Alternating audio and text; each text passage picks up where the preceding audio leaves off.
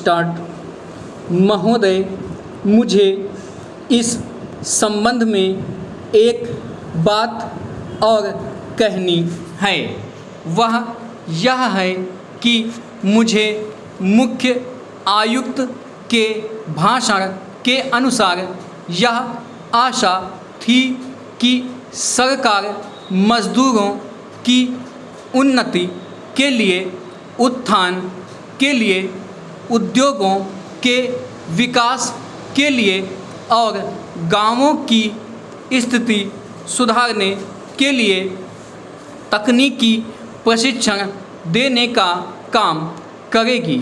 लेकिन ऐसा ज्ञात होता है कि आर्थिक शक्ति सीमित होने के कारण इस ओर कार्यवाही करने की संभावना नहीं रही।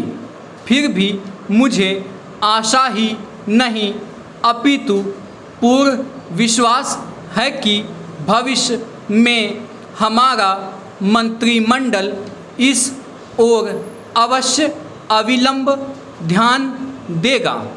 इसी प्रकार से ग्रामीणों की अवस्था सुधारने के लिए सरकार घरेलू उद्योग धंधों को भी बढ़ाएगी, जो अभी तक नहीं के बराबर हैं।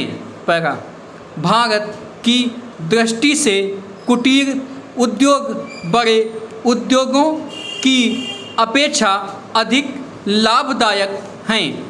पहली बात तो यह है कि भारत एक गरीब देश है और उसके पास इतना पैसा नहीं है कि वह बड़े उद्योगों के लिए पर्याप्त संख्या में बड़ी बड़ी मशीनें मंगवा सके।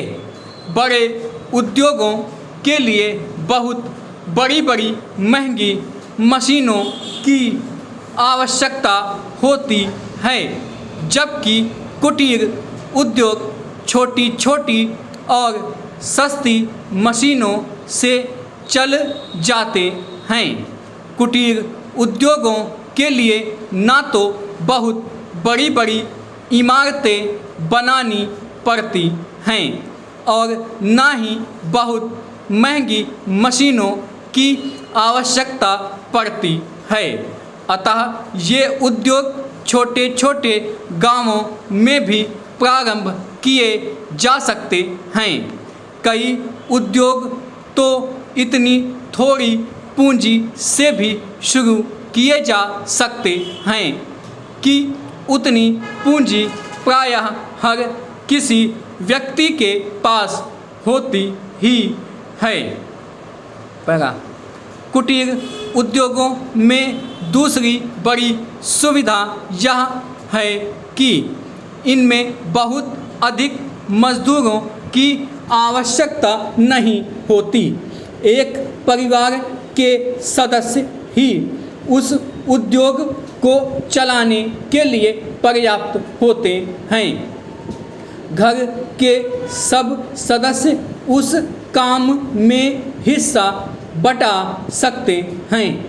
बड़े उद्योगों में प्रत्येक मजदूर को कोई विशेष कार्य सीखना होता है और उस काम में कुशलता प्राप्त करने में उसे काफ़ी समय लग जाता है।